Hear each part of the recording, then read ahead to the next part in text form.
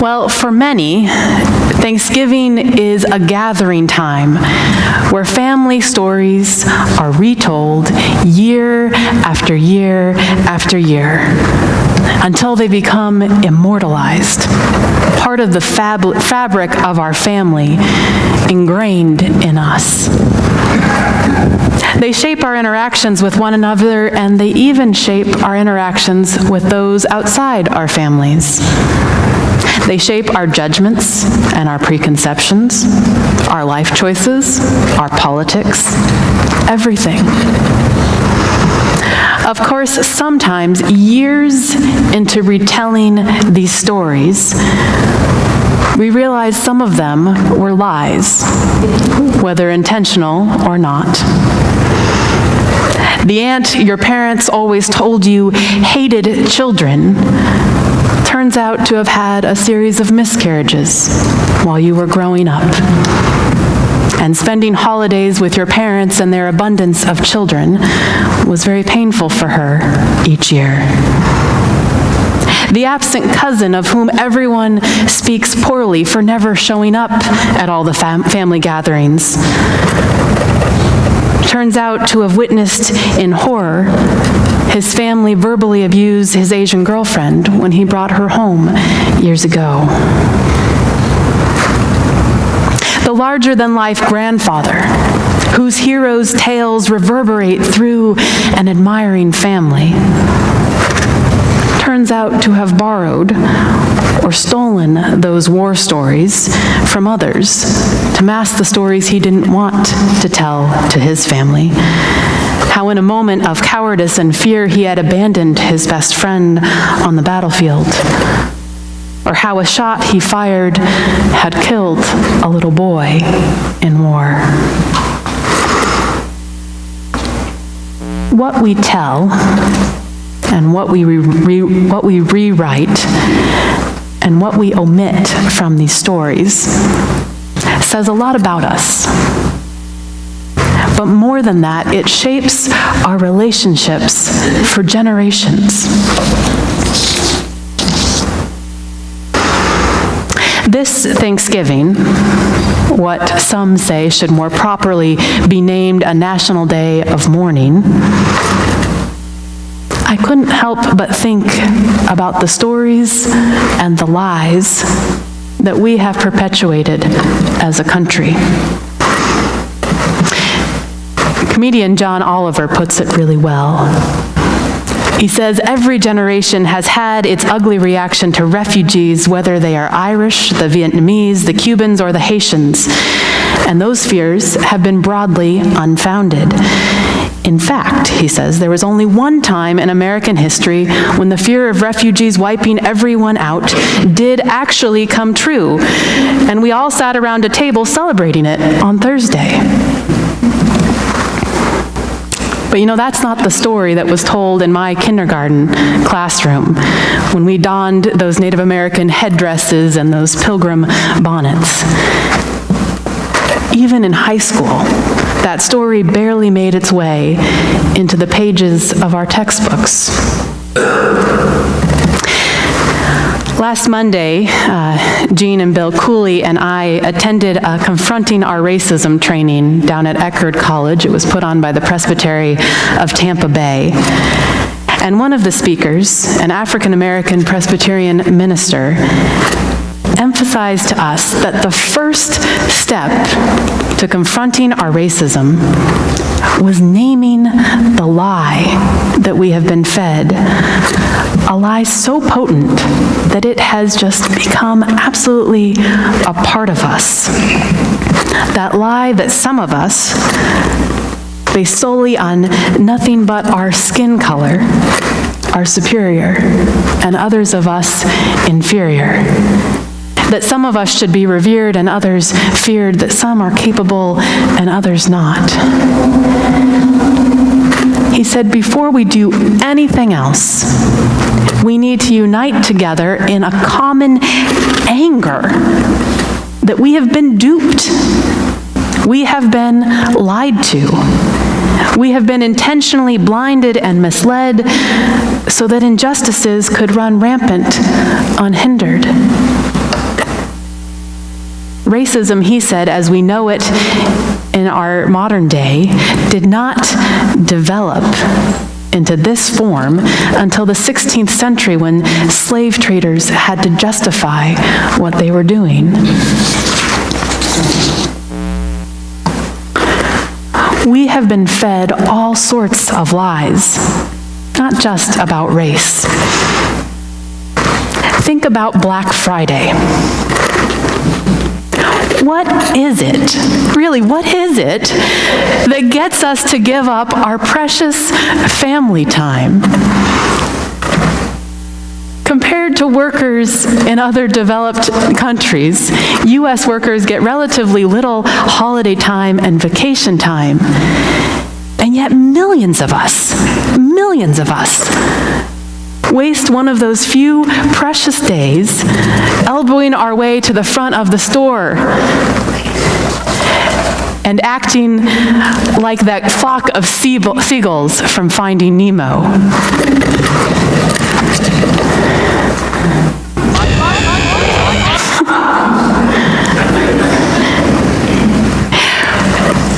We act like Sabbath time is such an inconvenience, that we need all this stuff, always more stuff, perfect gifts. When I think if most of us actually stop to think about it, all we really want is rest and community and time and meaning and some safety and security, of course.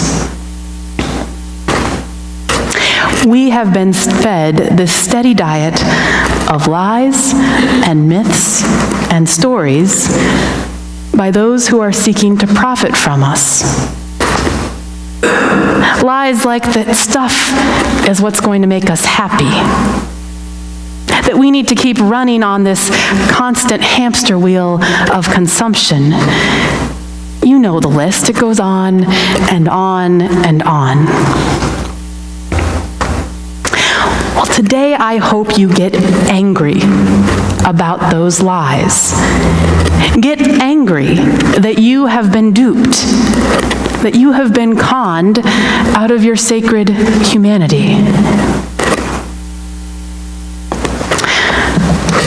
Earlier during the Child in Us All, after I finished retelling this story of Jesus and the lepers in that dangerous place between Samaria and Galilee, I commented to you, I wonder what happened to those 9 lepers. And you threw out some great answers. Truly, I don't know what happened. But there's one thing I am sure of.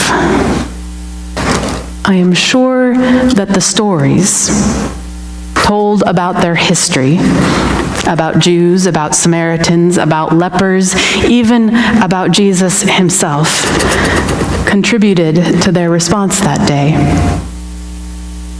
Stories about Samaritans, we know, included that they were considered half-breeds. They had been Hebrew people who had intermarried with their occupiers. So they were seen by the Jews as less than full people of God.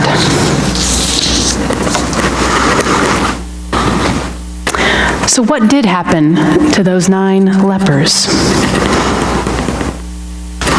Maybe, as someone said, they just continued on to the temple.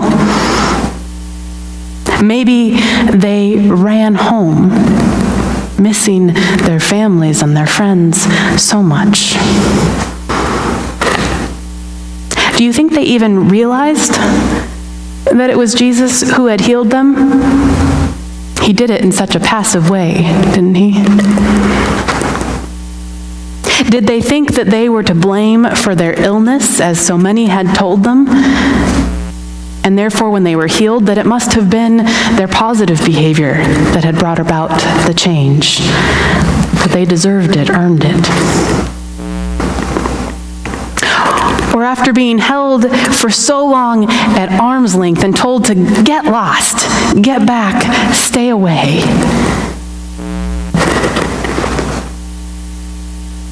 Did they hesitate after being healed to trust that it was okay to draw near to God or draw near to Jesus? Someone mentioned that earlier.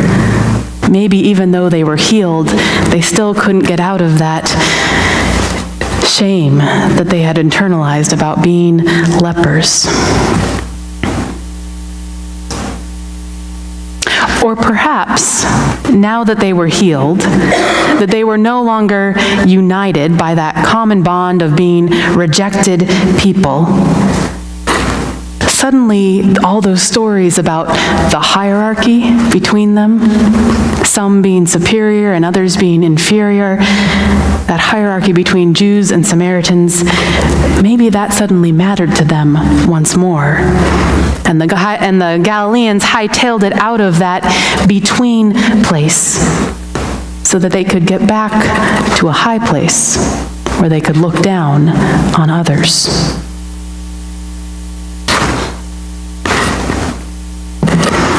You know, they may have rushed off to the temple. That's where they were originally headed, right?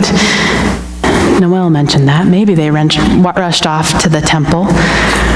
But of course, a Samaritan would have known that he wasn't welcome in the temple, whether a leper or not.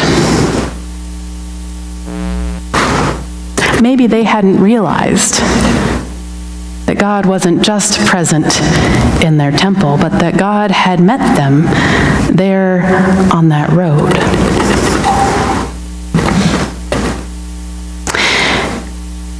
One of those original 10, a Samaritan, someone whose life, generally speaking, was treated by Jesus' people as if it didn't matter, did turn back, right?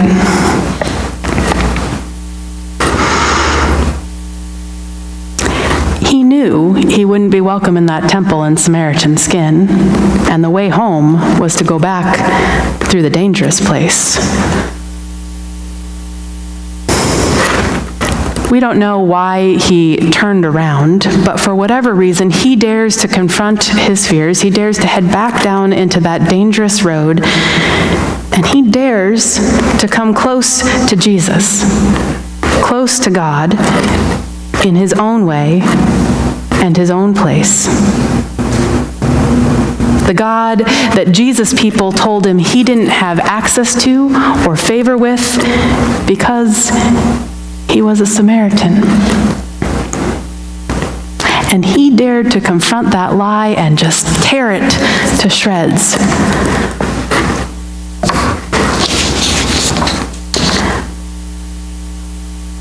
I think this encounter changes Jesus. I think it confronts him in his own racism. Just like when Jesus met that Canaanite woman, do you remember that? And he called her a dog. And then her faith surprised him, inspired him, impressed him. You know, it's really very human to believe the lies we are fed. But what begins to touch into God is confronting those lies and tearing them down. What makes Jesus unique as someone who is fully human and fully divine is not that he's not internalized all these stories and lies from his people. That is very human. But what makes him unique is that when confronted with proof of faith among those he least expects to find it, he's able to strip away his own prejudices, and he doesn't turn from the image of God he finds in them.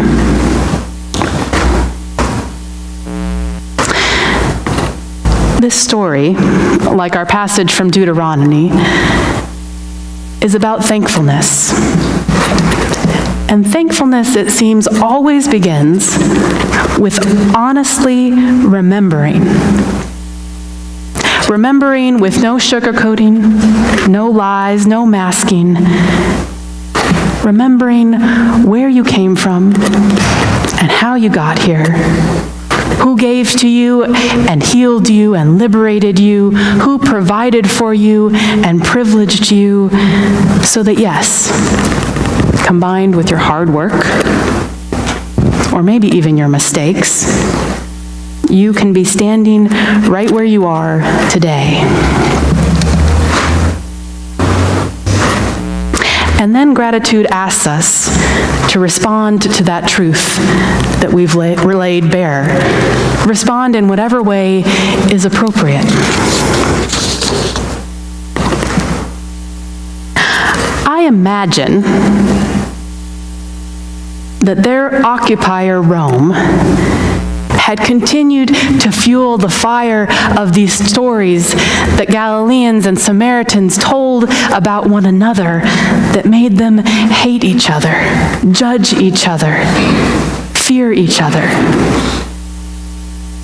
I imagine the empire reinforced those stories because those divisions, that perceived hierarchy between those peoples, that served the empire, didn't it? It occurred to me as I read and reread this short little story from Luke that if we were reading the gospel, we might just skim right over. It occurred to me that gratitude is the kryptonite of empire, because it exposes misused power and injustice. If we were to dismantle all the lies that we as Americans have told, if we were to assess our history as a nation honestly, if we were to remember the blood and the robbery, the kidnapping, the genocide, and the chained backs from which we arose, I think gratitude or thanksgiving, at least in the very oversimplified, superficial way we understand it, I think that might feel a little strange on our lips. Imagine, if you will, a robber returning to the site of a break-in and trying to say thank you to the homeowners. Or saying to them, let's be grateful and mark this occasion when I stole from you. Let's go around the table and share everything we're thankful for. You see, it sounds a little off in that context, doesn't it? Our gratitude as a nation, if we could really be honest about where we came from, I think it would look a little bit more like real action, like repentance, like restitution, like reparations, like taking responsibility.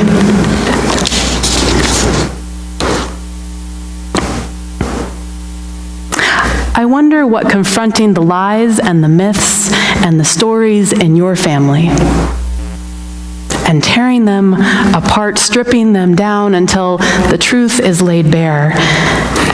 I wonder what speaking the truth about the history on your family and then leaning into gratitude would look like for you. Gratitude sounds really simple, but there's nothing tame about gratitude. There's nothing tame about really, truly acknowledging where you came from and how you got to this place in your life, who gave you what you needed to get here.